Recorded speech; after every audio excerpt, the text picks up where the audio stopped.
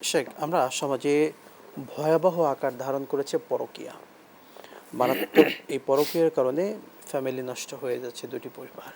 এই হবেই তো। পরকীয়া থেকে উত্তরণের উপায় কি? পরকীয়া সরি পরকীয়াটা এইটা এখন একটা স্বাভাবিক ব্যাপার। এটা কেউ কেউ মনে করছেন এটা বৈধ, রাষ্ট্রীয়ভাবে বৈধ, শরীয়তসম্মতভাবেও মনে হয় এটা যায়, এরকম একটা অনেকে মনে করছেন। এবং একটা ট্র্যাডিশন, এটা একটা কালচারে দাঁড়িয়েছে পরকীয়া। পরকীয়ায় ম্যাক্সিমাম পরিবার, বিভিন্ন শিক্ষিত অশিক্ষিত ছোট বড় অনেক পরিবার এর সাথে জড়িত।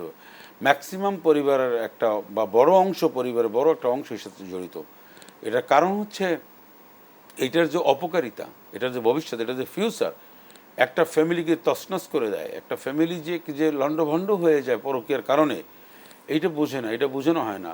ধর্মীয় মূল্যবোধকে অস্বীকার করে, উপেক্ষা করে যখনই একটা ফ্যামিলি চলাফেরা করে, একটা ফ্যামিলি যখন তার ফ্যামিলি জীবনযাপন যখন ওইভাবেই শুরু করে, ধর্মীয় শিক্ষা ব্যবস্থা, ধর্মীয় জ্ঞানকে তুচ্ছ তাচ্ছিল্য করে, তখন এই বিপদ এসে হানা দিবি। তখন তাদের এই ফ্যামিলিটাকে এটাকে খান খান করে দেবে পরকীয়া নামক এই এই এই অভিশাপ তাদের মধ্যে চেপে আসবে। আমরা মনে করি এই সব কিছু ধর্মীয় শিক্ষা, আল্লাহর ভয় এবং ইসলামের যে কৃষ্টি কালচার রয়েছে, ইসলামের শিক্ষা ব্যবস্থা রয়েছে, ইসলাম ধর্মীয় যে একটা আবহাওয়া রয়েছে, একটা ফ্লেভার রয়েছে, এটা প্রত্যেকটা পরিবার যে ফ্যামিলির মধ্যে এটা বিরাজমান থাকবে, চর্চা করবে, ওই ফ্যামিলিতে পরকীয়া নামক এই চরম পাখিটা, এই মরণ পাখি সবল খুব কম দিতে পারবে। এটা মনে রাখতে হবে। সেই জন্য আমাদের কি করা উচিত?